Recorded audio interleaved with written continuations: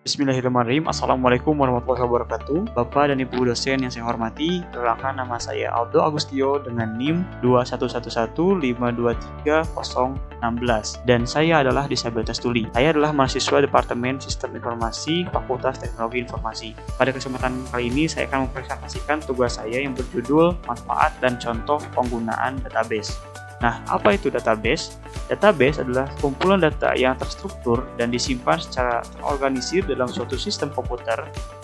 Data dalam database tersebut dapat diakses, dimanipulasi, dan dikelola dengan bantuan perangkat lunak Database Management System atau yang sering kita bilang DBMS.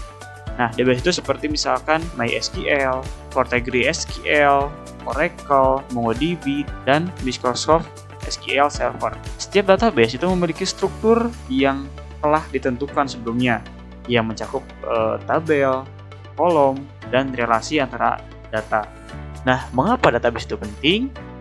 Database merupakan fondasi teknologi informasi, di mana database merupakan fondasi utama dari berbagai aplikasi teknologi informasi saat ini.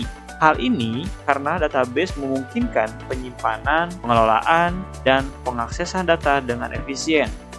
Nah, selanjutnya adalah peran database dalam aplikasi sehari-hari. Dalam kehidupan sehari-hari, kita sering menggunakan berbagai aplikasi yang didukung oleh database. Nah, contohnya adalah layanan perbankan online yang sering kita gunakan di handphone kita masing-masing gitu ya, untuk melihat saldo rekening atau transaksi dan lain sebagainya.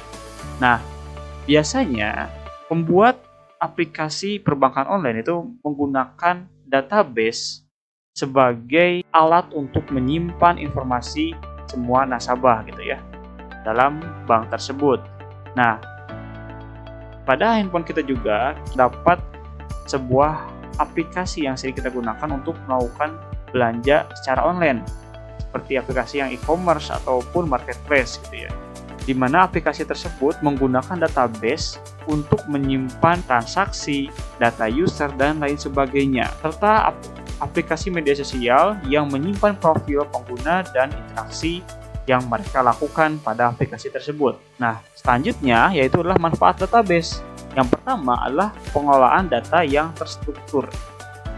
Database memungkinkan penyimpanan data yang terstruktur dalam tabel, kolom, dan baris. Ini membantu dalam mengatur data dengan cara yang terorganisir dan mudah dipahami. Yang kedua, yaitu adalah akses cepat dan efisien. Dengan menggunakan database, pengguna dapat dengan cepat mengakses data yang mereka butuhkan. Indeks dan optimasi query memastikan akses data yang efisien, bahkan dalam basis data besar. Yang ketiga adalah integritas data yang tinggi. Database menawarkan fitur untuk menjaga integritas data seperti kunci primer dan kunci sekunder gitu ya, yang membantu mencegah data yang tidak valid atau inkonsisten. Yang keempat adalah konsistensi data. Dengan database, perubahan data hanya perlu dilakukan sekali dan perubahan tersebut akan tercermin di seluruh sistem. Ini memastikan konsistensi data di seluruh aplikasi yang menggunakan database yang sama. Yang kelima adalah keamanan data. Database menyediakan fitur keamanan yang dapat mengatur akses pengguna dan mencegah akses yang tidak sah ke data sensitif.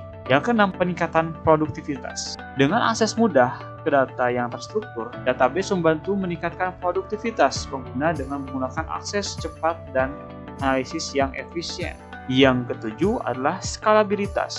Database dapat dengan mudah diperluas untuk menangani peningkatan volume data tanpa mengorbankan kinerja. Yang kedelapan, atau yang terakhir, adalah pemulihan data. Sebagian besar DBMS memiliki fitur pencadangan dan pemulihan yang memungkinkan pemulihan data jika terjadi bencana atau kehilangan data. Misalkan, kalau kita mesti menggunakan penyimpanan konvensional seperti menggunakan kertas, itu kan otomatis banyak atau rentan akan kerusakan gitu ya, atau kehilangan data seperti misalkan kena air, hilang, kebakar, atau kemakan usia, dan lain sebagainya. Oleh karena itu, database menawarkan penyimpanan yang lebih aman dan mudah untuk dikelola oleh user.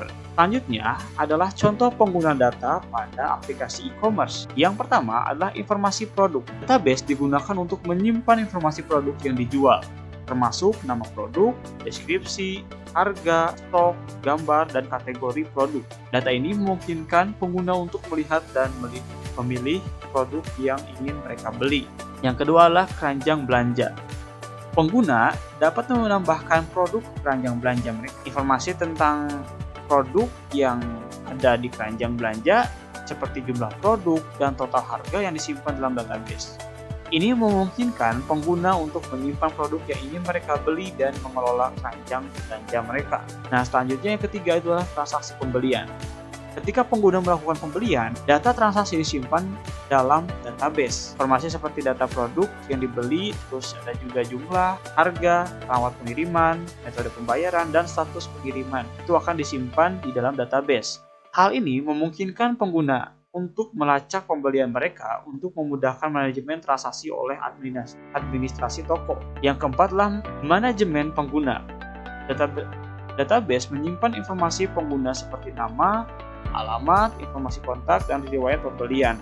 Database dalam manajemen pengguna itu akan menyimpan informasi pengguna seperti nama, alamat, kontak, dan riwayat pembelian mereka gitu ya. Data ini memungkinkan pengguna untuk mengakses dan mengolah akun mereka gitu, termasuk melihat riwayat pembelian dan mengubah informasi pribadi. Yang kelima yaitu adalah penilaian dan ulasan. Pengguna dapat memberikan penilaian dan ulasan produk yang telah mereka beli. Informasi ini disimpan dalam database untuk setiap produk dan dapat dilihat oleh pengguna lain. Ulasan produk dapat membantu pengguna lain untuk membuat keputusan pembelian yang lebih baik. Selanjutnya adalah yang ke-16, promosi dan diskon. Informasi tentang promosi, diskon, dan kode kupon di situ akan disimpan dalam database. Data ini memungkinkan pengguna untuk menerima dan menggunakan promosi saat melakukan pembelian. Ini juga membantu administrasi toko untuk melacak aktivitas promosi dan diskon yang mereka tawarkan. Nah, dapat disimpulkan dari penjelasan yang sudah saya jelaskan sebelumnya bahwa seseorang atau organisasi itu harus menggunakan database dalam aplikasi mereka,